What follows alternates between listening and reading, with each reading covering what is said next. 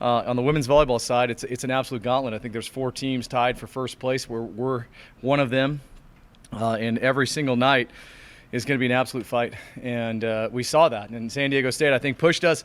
There's parts of the game that I think we could have been better, but still coming out with a W is always is always a great thing. UNLV exposed us. I think they're nationally a top 60 team, and they exposed us in some areas, and we're addressing those this week. And we had a great practice yesterday. We had a lot of film sessions yesterday morning.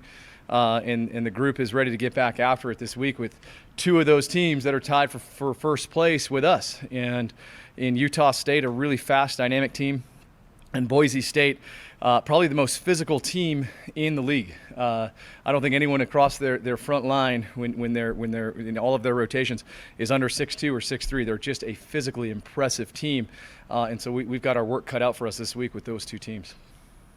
Coach, you kind of touched on it, saying it was 2 great opponents. I know you came out with 1 loss, but how big was that for you guys? Do you think this was a big trip for you guys to kind of, get you centered and get ready for the rest of the comp? I do, yeah. The reality is San Diego State is as physically impressive as some of these other, like the Boise State, just I think purely off size. But San Diego State has some massive attackers, and they are very talented. And so for us to come out of that going, hey, we weren't quite at our best in all the phases of the game that we would like to be, but we came out of there with a win was I think just a shot in the arm. Go, hey, we can compete every single night in this league. And I don't know if the team ever really got that feeling in 19. And in 20 we were dealing with some different stuff. But it's really cool for this team to see that and go, hey, we're going to go take it to UNLV. The vibe on the plane, the vibe on the flight, the vibe when we got off the flight was like, hey, let's get to practice. Let's get back in the gym and let's get to work. And I think that's a unique feeling to know, hey, my team they're fighting, they're ready, they're poised, they're confident to walk into any gym in the country and go, hey, we're going to come battle you. So I do think it was a big weekend for us. What ways are you guys continuing to improve in college?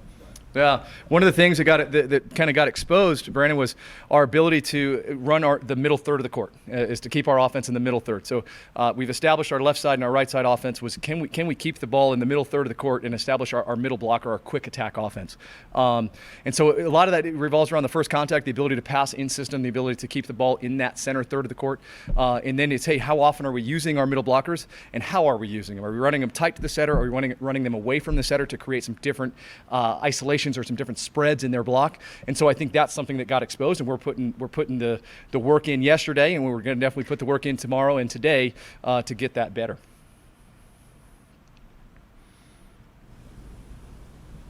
Talk about Utah State? Yeah, say it again. Can you talk about Utah State? Yeah, Utah State. So 6'2" offense. So they've got 3 good attackers all the time coming at you.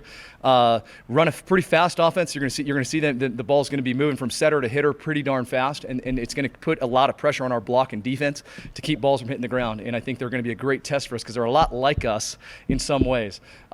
Smaller, faster, dynamic hitters. They're not the 6'4", 6'3" types from Boise State. So it's just 2 totally different types of teams we're going to face this week. Only 1 loss at home of the home match you have so far. Is there an extra pep in the step? Have you seen it on the home matches? Or I think the turnout has been great. We love seeing the fans in there. We love hearing them. I think the turnout's been nice. I think it's been nice to know, hey, back in Johnson Center, it's starting to get that vibe of that home feeling. And I think our team is they just get kind of geared up for it. So I do think there's some pep in the step. I do think this team's ready to continue to protect their home, and protect their home court. So I do think that. Coach, gut feeling. You're the head coach. You see it. You have the conceptual skill. What do you see? What do you feel that makes your team appear so successful and ready for more? Yeah, I think we talk a lot about this idea of sad or mad or bitter or better.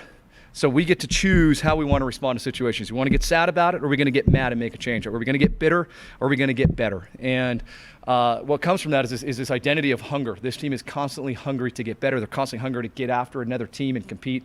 And so I think that is what sticks out to me as the leader of this program is go, hey, this team is just, they're constantly on the go. They are ready for more. And so it's pretty exciting to see that.